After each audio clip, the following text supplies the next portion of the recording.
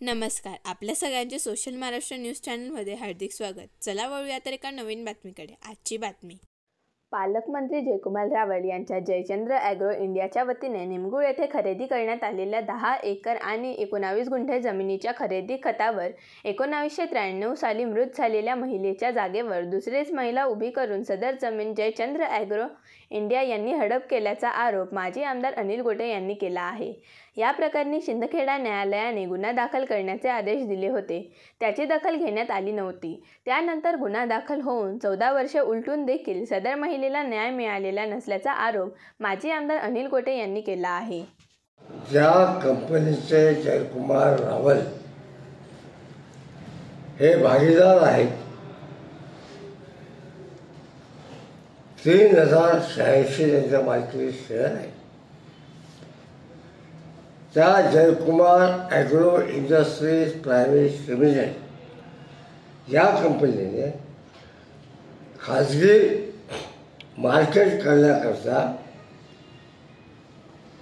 निमगुळ तालुका शिंदखेडा येथील 11 survey number 11 क्षेत्र 10 acre 19 गुंठे हे अस्तित्वात नसलेल्या महिलेकडल्या नावाने बोगस महिला उभी करून यांनी हे खरेदी केले आहे. याबद्दल ज्यांनी ती बोगस खरेदी केली त्यांच्या विरुद्ध शिंदखेडा पोलीस स्टेशनमध्ये गुन्हा रजिस्टर नंबर 103/12 हा गेल्या 13 वर्षापासून दाखल झाला आहे.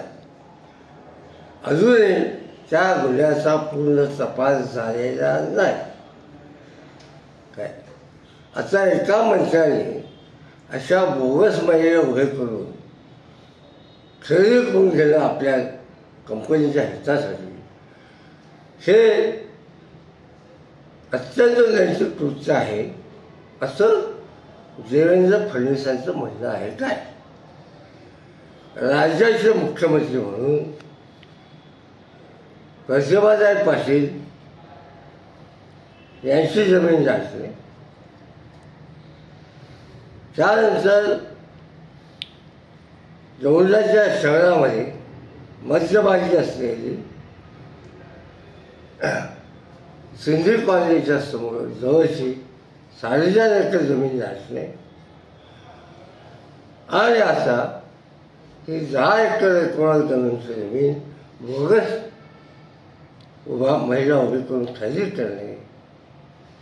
काय या भूमाफिया नाही म्हणायचं, काय म्हणायचं? आणि असे माफिया